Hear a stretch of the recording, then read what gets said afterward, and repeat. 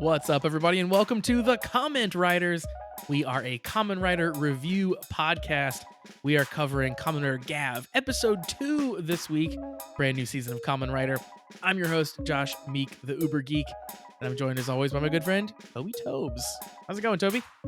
Pretty good, Josh. I just exorcised the demon. You did.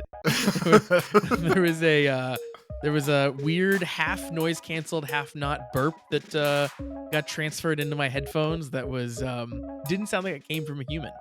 Definitely sounded like you were possessed of some sort. So, I really wish that we would have respect. hit start a little bit before, just Me so too. everyone could have soaked that in. Yeah, me too. There's there's also maybe the argument to be to protect people from that and from you. You know, I think if you wanted to protect people from me, you never would have started a podcast with me. That is So true. this is really like all your own doing. So true. Yeah, if I wanted to protect people from you, I've clearly led a life that is not at all accomplishing that. Hey, let's put Toby on a microphone. What could go wrong? What could go wrong here? And I mean, surprisingly, not a lot has over all these years. That's true. I That's don't true. really pop off too much unless it's necessary. You know, we're all just hanging out. Well, you do, but like at inconsequential things. That's probably the most important way to do it. Yeah, like you pop off about like Kingdom Hearts. Like no one's gonna cancel you for feeling strongly about Kingdom Hearts. So at least you're not like popping off about, something horrible that's gonna get us canceled. That's fair. At least not yet. There's always time. Who's to say? Well, that's why I have to rely on you to do your damn best. To, when you listen back, just go, he shouldn't have said something, and then we just I don't listen back. Who listens back to these things? like No. like my hands are in your hands. We're holding hands? Yeah, you have to guide me through the scary world of candy monsters and mouth ports and all the horrible things that we have once again seen this week in Kamen Rider Gav. When we record the show, I do imagine that we're holding hands while we record it. So I'm glad that you said that. Like Lady in the Tramp situation, like we share a microphone cable. No, we have our own microphones, but we're facing each other, and we have both of our hands outstretched, and we're holding them. So we're forming a little mini circle, but we're sitting facing each other. We each have our own mics in this vision that I have in my head. If we were in an actual studio, what do you envision our podcast studio to look like? We're do a theater of the mind now. I always as an example. Yeah. So Josh introduced me to a podcast called The Yard. Love The Yard. People would, I know we both do now. But it's basically like their stage set is basically 4 guys on like the shittiest looking folding chairs in front of a fake fire pit. They're in a yard. Yeah, they're It's in like a backyard. Yeah. Yeah. So like what would you foresee ours as?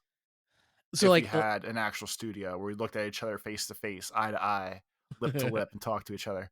So yeah, if we're doing that where it's like money is no object and I can design whatever I want, I'd probably do like we're hanging out in mom's basement type thing. Like I would make it look like a, early 80s basement with like, Godzilla posters on the wall and like, vintage toku VHS boxes or something, like lining a bookshelf. Like I think I'd do that so it has a lot of like Easter egg looking things in the background. And then we'd be sitting on maybe like really, really awful looking old sofas with like a wagon wheel coffee table between us or something. Like anything you'd find like ditched in mom's basement is what I would put in there. So I like that's basically that couch vibe is exactly the couch my grandmother has because she's had it for 70 years. Yeah. Everyone knows that couch. Yeah, the fabric's never changed, so it's still effectively the same, I guess, popular pattern it was back then. But see, like I see this set 2 ways.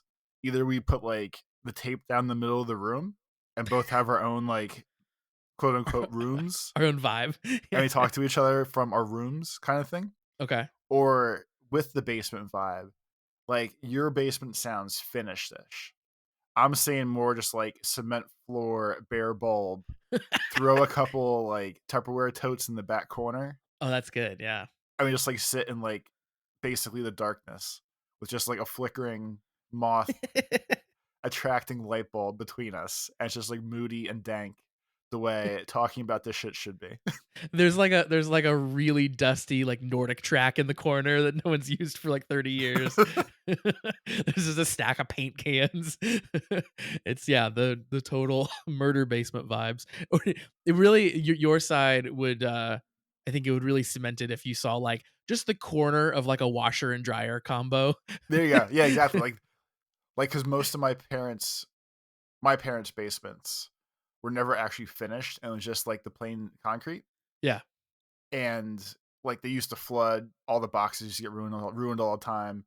And even now, my basement is literally just like a cement slab with like a drain in the back. Yep. But like we that's the vibe we need. Like, we're talking the dirty stuff here. We gotta be packed away accordingly. I agree. Yeah, yeah. I think that that's like that fits the vibe of the show for sure. Like this is the stuff you have to talk about in the unfinished basement because we're not going to invite you into the nice parts of the house. You go downstairs to talk about this. And then for like a gimmick, we need like a voice yelling from upstairs every once in a while, or like someone like stomping across the floor, like a parent, like a parent's home. Like, what are you doing downstairs? 10 minutes until dinner. Quit screwing around. That's That perfect. kind We yeah, you get the vision here. I like it. of. I also really like the idea, as you said, like lying down the middle of a room, like a professional studio, lying down the middle. You style it as two completely separate rooms, and then you only ever film it with two cameras, one pointing in each side of the room. So that way it looks like you're in two completely different sets, but really you're in the same room, and no one ever knows. That sounds very funny to me. Like episode 50, you reveal that it's been the same room the whole time. Like the middle there's a mystery third camera that just pulls back, and we're like, Yeah. no, we were always just talking to each other. It's not just How filmed extremely well. Yeah, how funny would it be if everyone thought we were just like in a remote set, but really it's just like after like 40 hours of podcast, we're like, no, it's just like it's been here the whole time. We've been together the whole time. You thought we were just filming real professionally with video cameras, and like we were just looking at each other on webcam. But no, I was actually just looking across the room at Josh. Yeah, exactly. You mentioned the yard. So I've become, as you know, have become very obsessed with the yard. And to the point where like I know that I talk about it too much to my wife and I still can't stop. Like though I will know going into a story that like I'm going to try to explain a yard bit to her right now and I know it's not going to land and I know she's going to think I'm dumb and it's dumb, but I literally can't keep myself from saying it out loud. So here we go. That's my current life situation right now. It's the way to do it. Drag Yeah. everyone down with you. Yeah. I've always been like that though. Like I've always been the like I need to tell the people in my life about the things that I enjoy, even if they don't care about it. Whether it's like Common Writer or professional wrestling or whatever it might be. It is it is Josh corners the people he loves and makes them hear about the Young Bucks for 40 minutes. There's some That's like I guess we'll call it like a life theory at this point, but there's definitely been a bunch of comics about it. There's a weird vibe of anything you ever really want to show somebody that's on YouTube, no matter how hard you laughed at it watching it yourself. oh yeah. As soon as you show somebody else, it's just not funny immediately. And then you keep going like, no, it's gonna get funny. No, like this next part is hilarious. Like this is gonna be so funny, and no one ever laughs. It's the weirdest. It's the weirdest thing. Yeah, because then there's pressure on it. There's like, there's stakes that weren't there before, which is extra bad. And you see it in a different context too. I had friends who were in a band in high school, and they were basically playing their best impression of Blink 182 is what the band was. Like they would cover Blink songs, but then like their original songs, air quotes that they had, were essentially just knockoff Blink songs. So like kind of in the pop punk realm, but like very light, right? Like it's not we're not talking hard rock here. Um and they played at the school talent show one time. And they when they started playing, I had this like wave of like secondhand embarrassment wash over me because seeing their music in the context of like I'm sitting in my school gymnasium and they're here live playing it, it sounded so much harder and aggressive. It sounded like they'd got up and were like playing death metal or something. And it was just just a different context and seeing a thing that like you thought was kind of okay before and then put it in a different context was like so horrible. And I just wanted to like not be there. And I wasn't even performing. I was just watching. Did you cover It's your kind face? Did you like look away, like not make eye contact a anymore? little bit. I was like an embarrassed dog in a kid's movie. Yeah. Covered my face. I'm like, um, but I distinctly remember that that happened. And like everybody, and I think like the amps were just like too loud for the room and stuff too. So just everything kind of felt like a little too much. Everything was just wrong. It was everything is a little wrong. And I remember the teacher who was like hosting the talent show afterwards came up and be like, "All right, let's hear it for some hard rock," or something like that. It's like, no, wasn't that. Your kids are gonna love it, like Michael J. Fox taught us. Yeah. So yeah, I definitely I felt the wrath of attempting to share YouTube videos and things you love with people and it not landing. That definitely that's very real. Toby, speaking of things not landing, let's jump over and read some emails, shall we? Ooh. We have an email address, cast@commonwritersucks.com. If you want to send us in emails, cast@commonwritersucks.com. I'm especially interested in emails if you want to tell us what you're thinking of Gav so far, since we're kind of fresh in a new season. Let us know what you think. So we got a couple emails this week. First comes in from Jordan. Jordan's written in before to tell us O's facts. And Jordan writes in again with some more O's information for us. O's, if you don't know, is Common Writer O's. It is a show that we are watching on our Patreon right now. It's patreon.com/the comment writers. And if you sign up for $3 a month, you get access to watch us watch O's. It's very fun. So Jordan says, I've returned once again with more O's info. This week's topic is about the insert themes for the full combos. We've heard 3 so far in the show. They are as follows: regret nothing, tighten up, gotta keep it real, and ride on, right time. If you notice, the titles are supposed to be plays on the names of the combos. The easiest one to see is Gotta Gotta Kirba, which is gotta keep real. So I guess they're kind of like sound alikes there. And finally, and this is the thing I wanted to share with you, Toby. Every single one of the insert songs are sung by Shu Watanabe, which is the actor that plays Edgy, the main Oh, really? character. Yeah. Isn't that cool? He's doing double duty. Well, I He's guess doing that's double another. duty. Like it's not one of those things where like, um, from like Gotchard last season, like LeChestis got to sing her own song in her episode Yeah, because she yeah. could actually sing and whatever. Like they just find like the world's most talented kids or young adults, and they just say like, "Hey, how many things can you do in the show? Oh, you know martial arts too? Sure. You can be an evil monster, but when you henshin, you don't have to wear a helmet. Just do your kicks and shit. Oh, you can Yeah. sing? Oh, we'll give you a 30-second scene where you sing just because." Really what it is, I think they're like they're hiring kids who are like idols or on the idols track anyway. So it's like, yeah, they're finding super talented kids who are already going to be singers and dancers and martial artists and stuff. And yeah, for sure. They gotta get Just their like dirty, stinky claws in them first. exactly. And then Jordan writes in again with some more O's info as a follow up to let us know that the show is split into 3 distinct arcs. So I won't tell you the names that he's kind of listing the arcs because they may be a little spoilery. But I thought this was interesting because he says episodes 1 through 16 is the first arc. So we are, close to finishing that really, like I was like, in the I feel grand like we're scheme of right things. around there. Yeah. Shit's all like actually starting to come together and like right around there. So the second arc starts at episode 17 and goes to 38, and the final arc is 39 to 48. So just a little heads up there about the O's arcs. Then Toby, our next email comes in from Shade.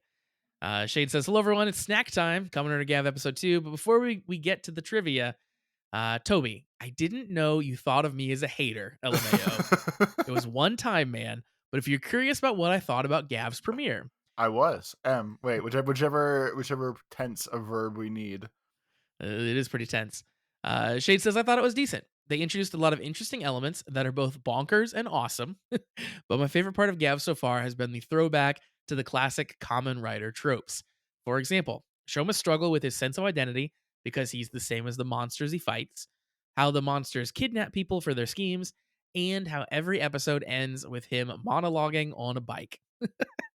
So yeah, that's a I good. never even thought about that being part of it, but that is true now that it's been verbalized. Because I was even gonna make a joke where like every episode as of now like ends with him writing a little note too, Yeah, and it feels like a good '90s sitcom. Like at the end of Doogie Howser, totally. uh, like if Yes. you, so you might be like one of the last people that catches that thing. So Doogie Howser was a TV show about a kid that was a doctor, and the end of every episode he was using like Word 95, if not just like MS DOS like word processing, and like it would type like he'd be typing his notes of like his summary of the episode. Like, I didn't realize that losing a patient could hurt so bad.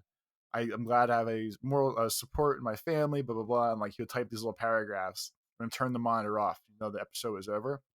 But the same thing where like uh Shoma has a little note of like, hey, I don't want to drag you down. I'm gonna go out and ride my bike some more. But thanks for your help. You really supported me this week. And I'm waiting for like all those to pay off at the end. Some sort of long term payoff at the end of all this now. It definitely seems like that's gonna be the trope, like the episode trope for sure. Like we are seemingly locking that into a thing that we do frequently.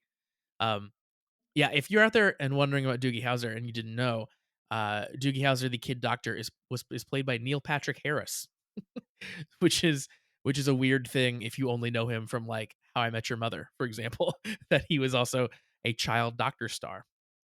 And then Um, there's also I don't remember the name of the show, but it's Doogie something else, or there's like some other like Doogie's Kid MD for the new generation now as well. So you oh, might I know that didn't one, know like some that. Disney one.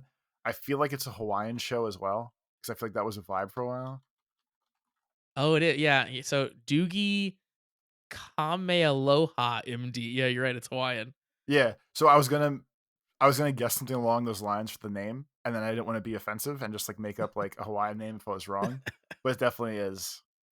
It is. This is for fairly recent too. 2021 to 2023. So I guess I got a couple seasons out of it. Is There's she? really Wait. only so much you can do. Like there's all these like weird young doctor shows now, but like effectively it's either a doctor show or you used to do like I'm young and I'm dealing with things, but like you run out of things then. That's true. You do. What it? What? So her name is Lahala Kamealoha in the show, but her nickname is Doogie. One, how do they give her the nickname Doogie? And two, like, so she's not related to Doogie Howser in any way. They just made another Doogie show, Yeah, there's like they have to make a cool. Oh, and it's you're just a young. nod. So like he's probably like he's probably still a person in canon and lore in that show if I really had to guess. But just be like, oh, you're another young doctor. We'll call you Doogie to reference back to this guy. Oh my god, I think it's But worse, Toby. I just pulled up some trivia here for the show. Apparently, the first episode is a direct retelling of the first episode of Doogie Howser MD. The script is word for word identical in some scenes. amazing. And the theme music is the same as Doogie Howser MD, but with quote Hawaiian accent, no Hawaiian enhancement. I feel like I can hear the song in my head because it starts with like a keyboardy heartbeat monitor sound, and then it's like do do do do do do do do do That's good, yeah. do do do do do do do do do. But that was one of the ones that had like there was no words, so it was not a classic TGI Friday theme song. We remember the lyrics and like It's not Happy Days, no. yeah, Yeah. but the song was catchy. uh I don't remember what we were talking about to get here, but hey, here we are. Me neither. Sorry, my brain got captured by Hawaiian Doogie Howser. um, oh, it was the monologuing at the end of the episode. Oh, That's yeah, how we okay, got yeah. here. Yeah. Yeah, I hadn't connected Shade that it's the you know harkening back to the roots of Common Rider, but now that you mention that, totally, yeah, that's very interesting. Shade goes on to say, my one single problem was that episode one's pacing was crazy fast. I'm glad episode two was different because I had some difficulty processing the first episode. LOL. I think that's true of like any first episode of Kamen Rider I've ever watched. They throw so much at you that I end up having to watch them multiple times to like get it all. And part of that I think is like, you know, when you're reading subtitles in addition to trying to watch all the action, sometimes that is hard to do when it's all Yeah. brand new. But yeah, they're always like trying to do a lot in those first episodes. Well, especially too, like we said last week that they did a good job of giving like the whole character spread across the episode, even like while dropping all the new things. So like tonight's episode was just a solid full episode. Like it's one main story piece arc, and we just kind of Yep. roll with it now. And like, so I think they got the that kind of craziness out early, and now we're just like we're cruising for food. Yeah, exactly. Um, so Toby, let's jump over to the Discord questions channel real quick, and then we'll dive into the episode discussion. As I mentioned, we have a Patreon, patreon.com/slash the comment writers. And as part of the Patreon, you get access to our Discord where we hang out all week long, talk about all kinds of stuff. And one of the things you can do there is ask us questions in the episode questions chat. And we got one question, Toby, that might make you a little upset. Comes in from our friend Kieran. Kieran says an important question to ask after this week's episode. Do you think Gav has a bit of a chip on his shoulder? That's pretty funny. That's a very stupid pun, but I do like I did like the Pringles outfit. I think that costume looked very good. I agree. Let's jump in and yes, let's talk about. Let's start there. Let's start with the Pringles costume. So episode 2 of Gav picks up, and I think this is going to be a thing where Gav tries new snacks, and the new snacks create new Gochizo, and the new Gochizo create new forms. That seems like what we're going to do.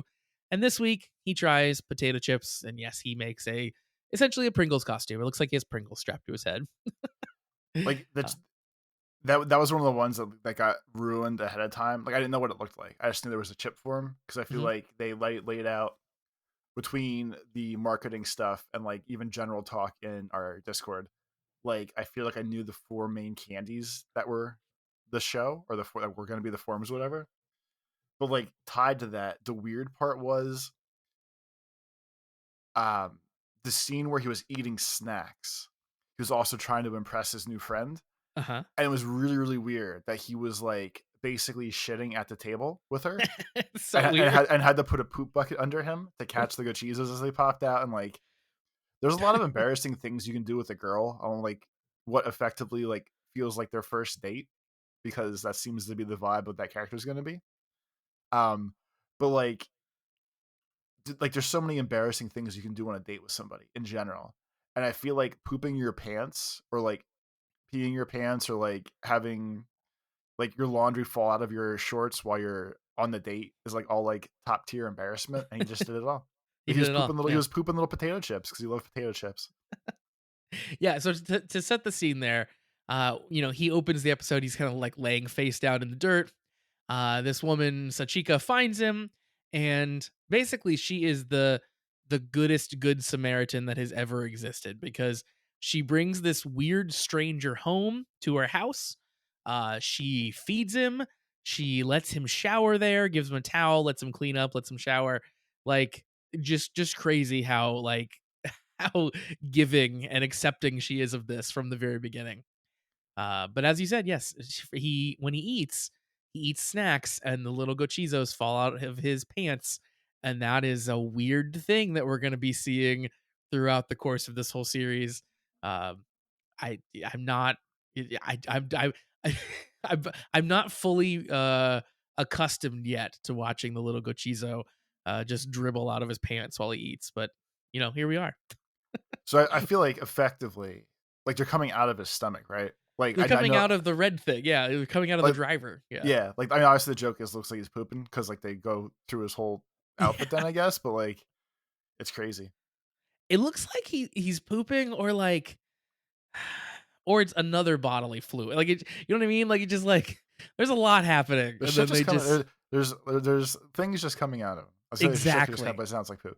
Exactly. Cuz Um, the way they like dribble out too is a little weird to me. It's just like, is this poop? and And he gets all embarrassed and looks around, and yes.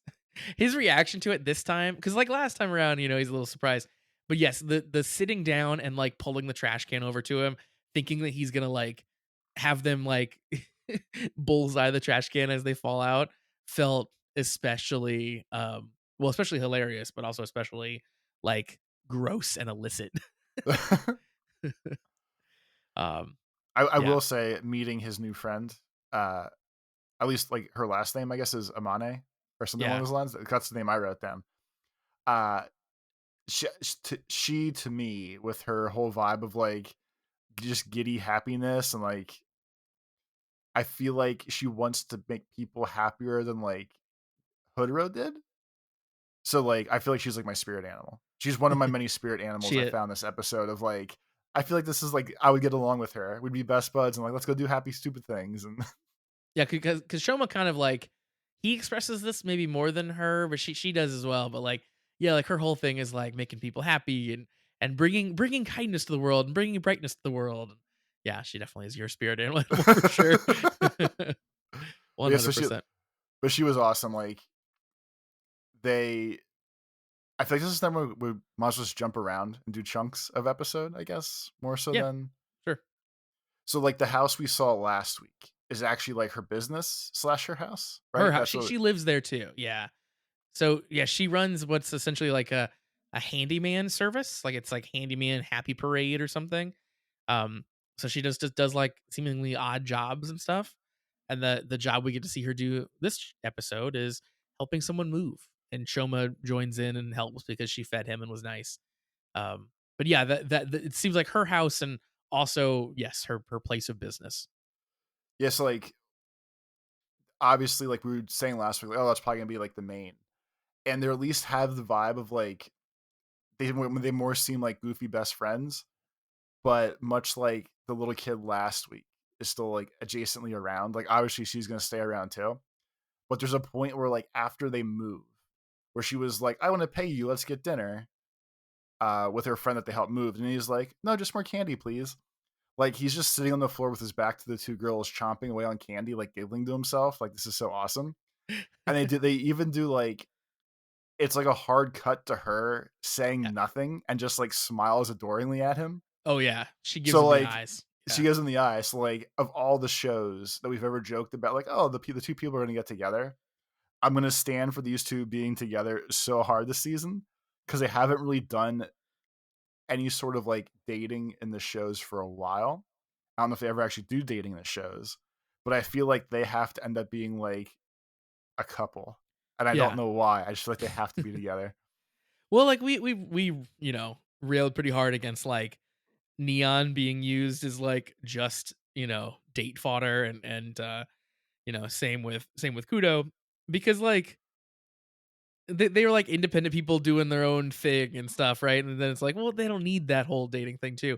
But I think they do a good job here with her. Where like she's very in charge, and Shoma is sort of being dragged around like a puppy in this, and like you get to see that she's like running a business, and she has her own house and stuff, and she's got everything figured out, and she's helping Shoma along, and she still like just kind of finds him cute, right? It's like, I like that little guy. He's fun.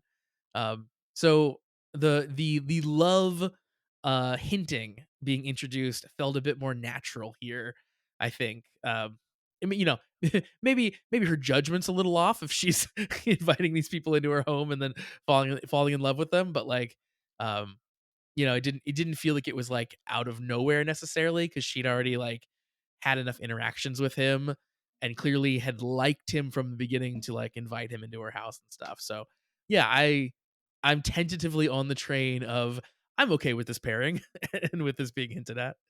And and, hopefully it stays that way. and like he's dumb alien enough like where she was like, you really seem to like food. And he was like, oh my God, yeah, like my mom used to always tell me about it. Oh, my mom's he either said I think he said his dead mom or like my missing mom or something like that. And like right away, like without skipping a beat, she was like, well, here's an idea. She's like, here's a notebook I have for you. If you want to write down when things make you happy or sad, like just write them down here. You can make sure you try all the foods you want and the foods you try, you can write down and like you can bring back your happiness. And she like Marie Kondo's him, but She instead does. of like cleaning, it's like, hey, when you like food, just write them down so you remember and we can go from there. She teaches Shoma about bullet journaling essentially, and he dives in head first because the next time you see it, he's filled out multiple pages and he's like taped in the wrapper of his favorite gummies and stuff. Like he's like in deep in the bullet journaling. I thought that was very cute. I thought the tasty journal was like kind of adorable that she came up with that and that he was like so into it. That was a very cute little moment between them. We also, Toby, before we get too far into the episode, um, we saw the intro for the first time as well. So we got to hear the song and the graphics together. And the reason, yeah. So the the order of Japanese names is confusing sometimes because they often put last name first, and then and then first name. So like family name will come first, and then your personal name will come second.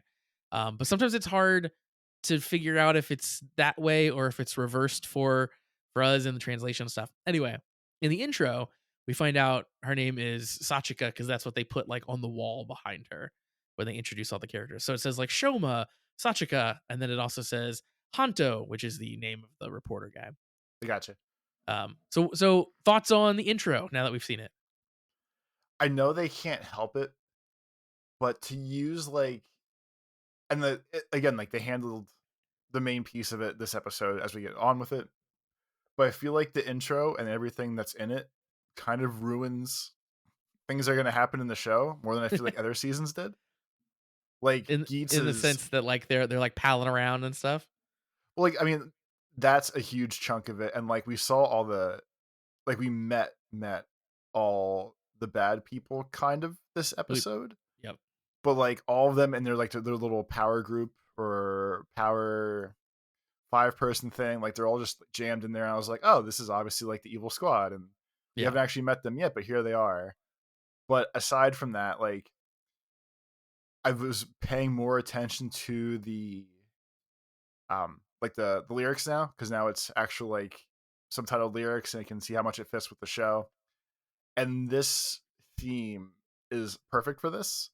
Like listening to Kemi's story 1,000 times and like actually watching the lyrics that are like, hey, like friendship power, this is our chemistry, blah blah blah, Hmm. was really cool. And like seeing all the things that are like hardcore food tied or like the theme of the show feels way better. See, I didn't read the lyrics. So there's two groups that are subtitling this show right now, and the one that I happen to download, I don't think subtitle the lyrics yet. So I might have to switch to the other group to check out the lyrics. But that sounds interesting. I watched the Geo subs one. Okay, I watched the Izu subs one. Okay, yeah. So like they translated the thing, but like one of the ending pieces of the song is where the hell did it go? It's like make everyone laugh, laugh, laugh. We'll be tough, tough, tougher than before. We share the happiness in our futures. It'll inflate us and wrap us in a hug like a bubble gum.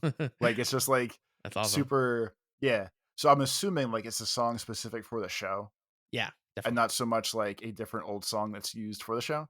But I think it's that's pretty so much spot on. always true. I think they always do an original song for Kamen Rider. Okay. But yeah, so then the original song is like filled with like snack references and stuff and about like happiness and friendship. So it's as perfect as Kemi's story was for the Gotchard theme. That's very cool. We talked about last time. This is very much like a boy bandy type sounding song. Um, but now hearing it in the context of the graphics that they put to it as well, like there are parts where it feels like it's about to drop and the music's gonna get heavier, and then it doesn't.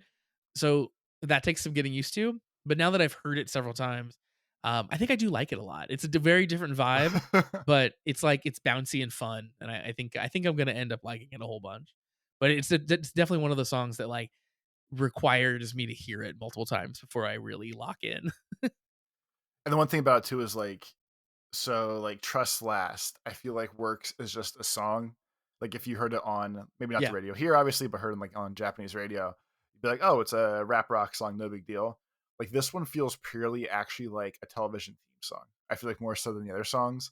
And I guess because it's sort of like the bubblegum pop boy bandy stuff, but especially like having it like interlaced with the actual theme song. It's or the like the video and the theme song, whatever. Mm. Like it's just it feels like a pure actual television theme. And it might be because, like, my brain is mixing the 2, but, like, my memory now of hearing the music is, like, it almost has these, like, jelly sounding, like, poppy, bouncy bits in it and, like, a kind of, like almost like, sound effects, and it might not actually have that, it might just be the visuals, but, like, it has that feel for sure, like, that's definitely the vibe. So yeah, I agree, it definitely feels a bit more TV theme than, like, Trust Last did for sure. But you mentioned the bad guys, so we also, like you said, get to meet them this episode, and they're they're something else. So they run Stomach Incorporated, and we basically meet them on a Zoom call. They're having a big remote meeting. Um, so there's a lot to go over. I wanted to go back to Shade's email because Shade pointed out some of the notes from the producer's blog. And the producer's blog lists out the members of the family here a lot better than we get in the episode. So the Stomach family members were introduced in this episode, our antagonists for the year. They work at a confectionery company that reeks of dark vibes, and each sibling has been given a role. So the president is named Lango. The I will never confe- remember all these names. So like they did too many people too fast, they and did. like and like to go back to we're watching O's now. There's like four there's four main evils in O's. And I have a very hard time distinguishing which one is which. Like when they go to their human forms, I don't know which monster it was necessarily. And Yeah. that's more of a me flaw than the show, possibly. But like they dropped like what felt like seven different characters in the first minute of introducing all the evil people. And I really don't know who any of them are. And it's gonna be real hard for me to keep track of which one's which. Other than the one that is like I'm gonna call her Baroba 2.0, or looks like Baroba to me, and she's gonna be my favorite, but I don't know what her name is. Well, let's find out together. So, the president, the guy I think that was sitting at the desk, is Lango. The confectionery production manager is Glotta. I think that's the one who's like at the assembly line or whatever. The technological development manager is Nielv, and the purchasing managers are Sheeta and Jeeb. So Sheeta and Jeeb are easy because they are twins. They're in the human world right now, and they are like black and white hair and black and white clothes. They're kind of like opposites of each other. So which And they're one's which?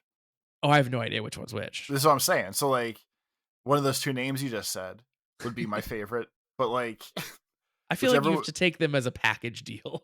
no.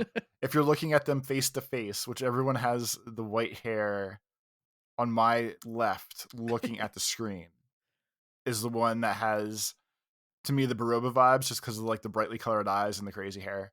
And they Okay, both seem a little nuts, so like that's gonna be my evil go to, along with our nice new Shoma friend. gotcha. I think that your O's comparison with the green stuff is pretty spot on so far because not only do they like introduce them all at once, and it's like I watched this section probably 3 or 4 times just to like try to catch some names and get a vibe of what was happening. Um, but they introduce them like super, super fast all at once. And then they even introduce like interpersonal conflict amongst the monsters, just like the greed have, because the boss guy tells Nielv that like, hey, when you're in our like private area, you need to be in your human form. Like I how many times do I have to repeat myself? And not So and like not even that, but like at least two of them had a moment where they walked past a mirror or interacted with something that also showed their monster form. yeah. And there's just too many things happening too fast of me trying to keep track of who's who. And Yeah. That's why I had to watch it like 4 or 5 times because it was like I missed the monster forms a little bit at the beginning, and then when the one guy transformed, then going back again was like seeing the mirror stuff, and yeah, it was a whole lot. So yeah, I can't really tell if I'm gonna like them or not. I think I liked their like walking scene in the intro because they looked very cool and goth, but um yeah, everything's happening so fast here in this scene. And really it's the only time we really get to see them much. They're kind of hunting the air quotes part-timer who is the monster from the first episode. But for the most part, like they're very background in this episode. So I'm sure we'll get to see more of them and interacting with Shoma and stuff later. But for now, it's like it's kind of this scene. Um, I loved the I loved that Shoma continues to be a super strong, crazy person when he moves all the boxes. I thought that was cool. Because yeah, and she was all impressed because obviously she doesn't know his alien powers yet. But she was like, "Wow, you were a badass during this. You just whipped through this. This is awesome. Let me get you candy." Exactly, yeah. And the monsters continue to be, I think, really well made. So the monster that we get to see this episode is kind of like bored, like walking around, just sort of like randomly just eating things.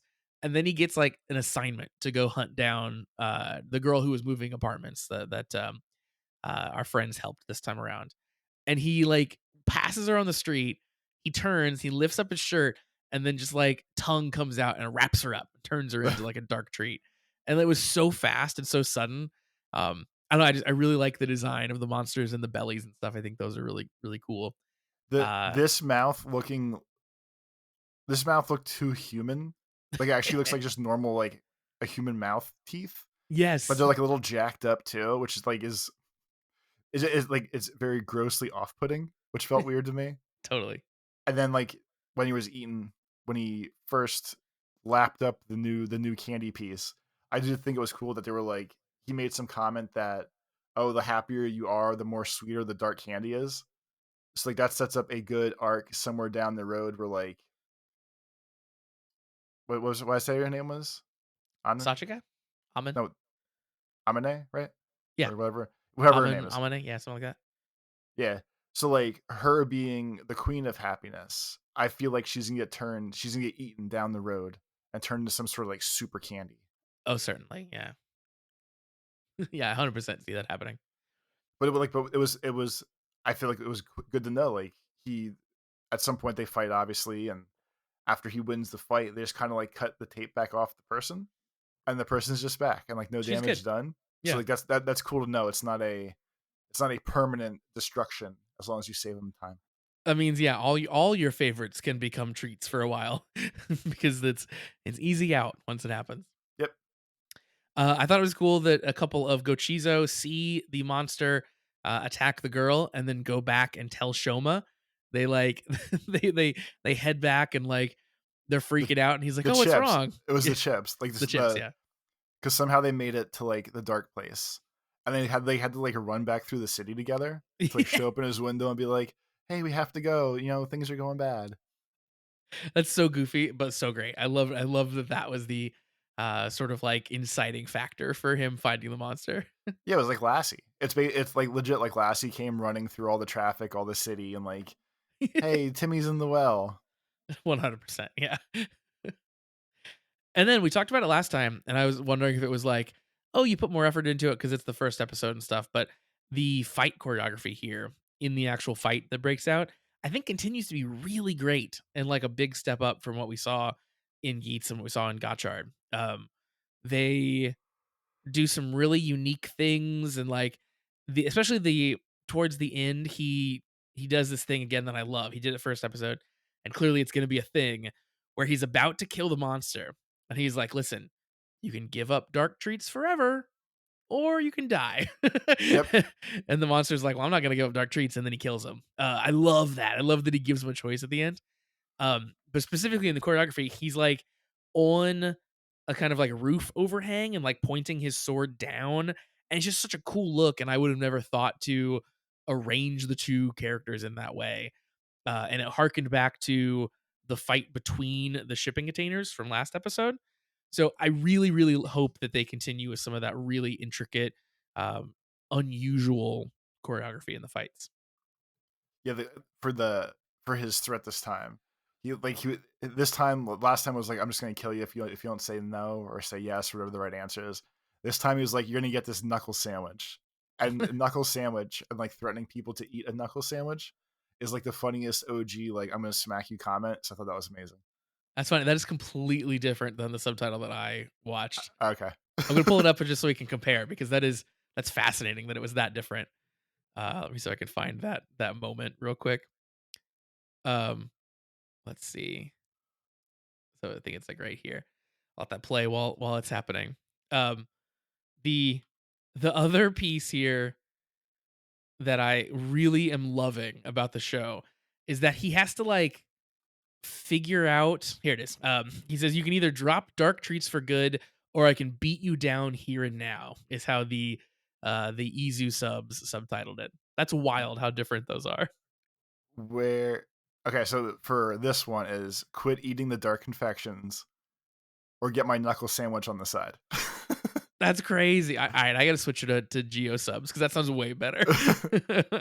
You get the subtitle song and you get Knuckle Sandwich. This is not even fair. Yeah, so like, and then like, so the monster was like, "No, I'm giving up dark treats," and so he just goes like, "Choice is yours," and basically just drops down and murders him. Yeah. Um, that pretty much is the same from here on out. The monster says like, he says, "Dumbass, what idiot would hang up dark treats?" Oh, that's the drop down and murder. But what I was gonna say before that though was I love that we're seeing now in episode 1 and episode 2 that he doesn't just know how to use his powers, he has to figure it out like in real time. Like he not only are the Gochizo telling him like eat a snack, and he's like, "Oh yeah, yeah, I'll do it." But like when he transforms, like he got the potato chip sword this time, he swings it and he instantly breaks the sword. And he's like, "Wait, that didn't work." And it reforms, and then he like literally practices and he realizes like, oh, it's the angle. I have to do it at a very specific angle.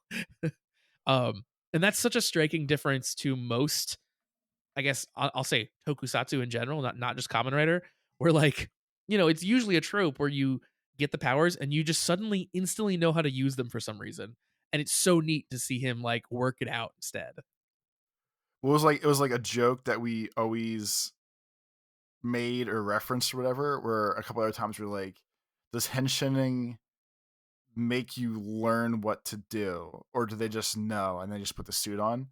But it definitely helps with like, at least for him, he's like, no, he has no clue. Like all of a sudden he ate monster chips and was like, "I have chip swords," and it was like, "Oh wait, I can't just swing these. I have to look how this works. I have to do this. I have to do this." So it Yep. is cool. Yeah. I hope that continues. I hope every form it's like, how does this work again? What am I doing? Because yeah, it gives it a whole different vibe. And then, of course, Toby, the girl is saved at the end, as you said. She becomes human again after getting wrapped up. No harm, no foul. But of course, she's instantly scared of Shoma because he's just as much of a monster to her as the monster was. And so we get to really hammer home the point that, he's a monster as well, burdened by his dark demons. It seems so mean. He seems like he's such a sweet boy, and yet he's gonna keep getting shit on the whole time probably. It's also like a little bit X-Men vibes where like the I always thought it was very funny. Like the allegory for the X-Men is often like, you know, these people get powers and then they're persecuted for it. So like, you know, there's this whole like, the public hate them, but and they're monsters, but really they're trying to be heroes, like vibe going on with the X-Men. But then that doesn't apply to like other heroes. like I don't know why the public can like differentiate and think like these mutants suck, but Spider-Man, he's okay. Like he's just a dude that has powers. Like I don't know why you wouldn't connect the two. And it's the same thing as here. It's like like Shoma looks a little different, and when he's in his regular form, he's just a human, and even his mouth on his stomach looks different. So it's really funny that the humans are going to be like they're both monsters. There's nothing different about them. Like they look very different. And I guess at least like, sure, like the girl in this episode who was kidnapped by the one and saved by the other. I get your initial instinct of like, well, you're a monster too, but you'd have to know that like you're out of the trap now. Like this monster number two helped you, and yet you saw this reaction of no, but he's bad, and that seems silly to me. Yeah, I think that they maybe can play it from here on out. Like if they want to keep doing sort of that vibe, like he springs her from the trap, and like the first thing she sees is him. I could see the argument that like you would assume that he's the one who did it to you or something like that. Because the monster that wrapped her up did it from behind her back. Like he waited till she walked past, and then he tongued her up. So she Oh might yeah, she yeah, get it.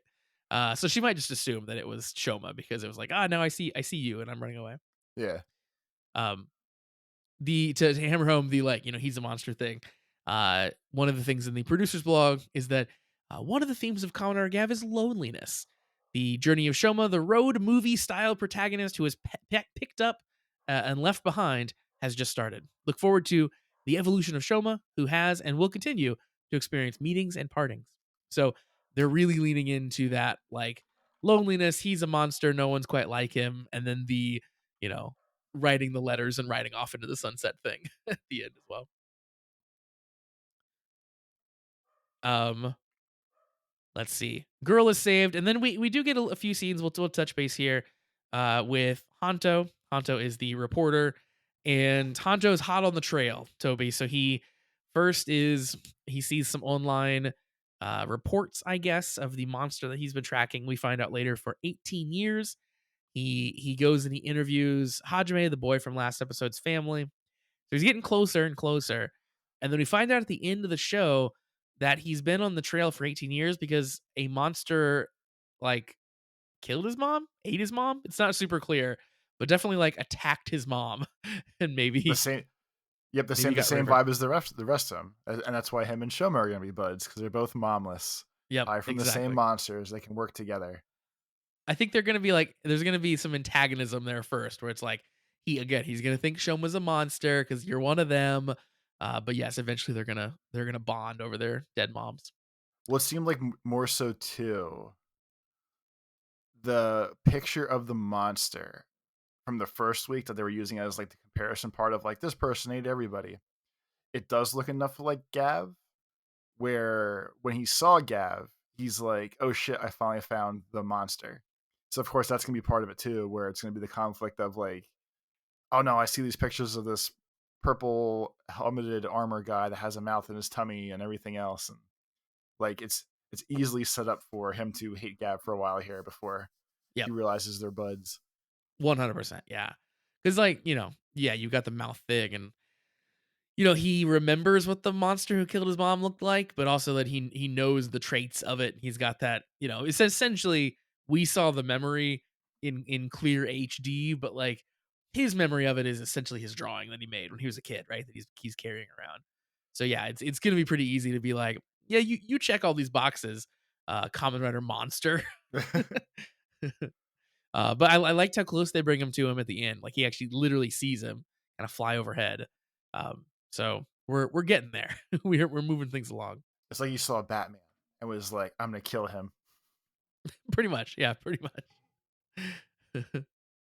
And yeah, that I think pretty much hits all the beats of the episode. So, what are your thoughts on episode 2 here, Toby?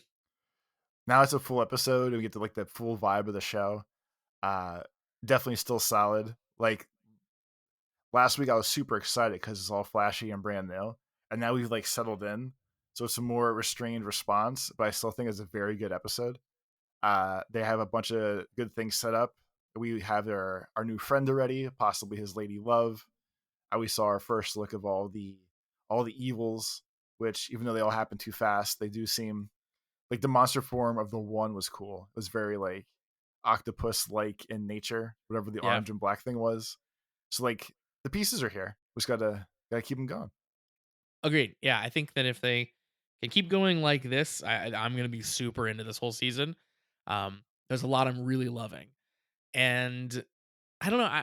I definitely like a show when it starts to settle in and starts introducing me to, these are the characters that are sticking around. This is sort of what their role is going to be, and like that starts to feel nice and comfortable. And I like that we're starting to get some of those vibes now. There's still a lot of question marks, but I really like that it's like, okay, so yeah, it's like it's Hanto. He's going to be around. It's uh so whatever her name is, the handyman girl is gonna be around. Um, yeah, I like that we're kind of selling that in, and I'm really liking the goofball that is Shoma so far. Um, I think a character like that can easily go too far, and they can like overwrite that and make me hate him.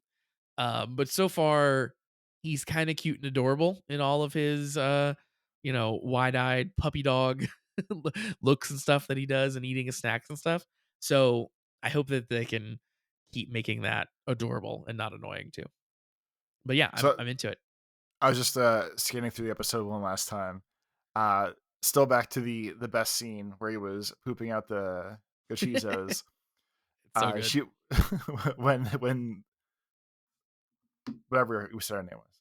I had it written down before I started deleting things and I Amon forget. Sachika. So either Amon or Amane or something like that. Yeah. So I'm gonna call her Amane until someone fixes it. I think it's Sachika. I'm going off the intro, so it's the names as far as the intro goes, if we're basing it on just that, is Shoma, Hanto, and Sachika. That's what the intro kind of behind their characters says. I'm gonna try. I will try to remember that, but we'll see. But so like when she's first feeding him the candy, he's like, "Wow, chips are cool. I didn't realize that chips made this happen." And he starts pooping things out. She then feeds him like it looks like curry and rice or like a bento box kind of vibe. Mhm. He eats like a spoonful or a chopstick full of the food. He looks down at his crotch basically and goes, "Huh, nothing's coming out." And she just stares at him. Like she looks down and just stares. And then he like looks up at her and he's like, "Oh, no, no, nothing. Don't worry about it." But like just their whole goofiness together and how they can play with those kind of situations is just too good. And keep in mind, she saw all of that, and then later in the episode was like, "This guy." He was surprised that nothing happened downstairs when he ate his bento box. I think he might be my new lover. Love it. All right. Well, again, as a reminder, we have an email, which is cast@commonwritersucks.com. We'd love for you to send us an email. Let us know what you're thinking about Gav so far. And also, we have a Patreon, patreon.com/the comment writers. And $3 a month, you get access to our watch and reacts. You can watch Common Writer O's along with us. You can watch Boon Boomjer along with us, which is super fun. And all of our other bonus content that we might post there. So $3 a month, you get access to everything we've done so far, which is now over 100 pieces of content, which is quite a lot. And you also get access to the Discord, and we love hanging out with all of you in the Discord all week long. So once again, patreon.com/the comment writers. So that is going to wrap us up for this week on the show. We're glad that you came along for the ride here into episode 2 of Gav. And we'll be back next time for episode 3, snacking on something new, I'm sure. And in the meantime, we hope you have a wonderful week, everybody. Peace.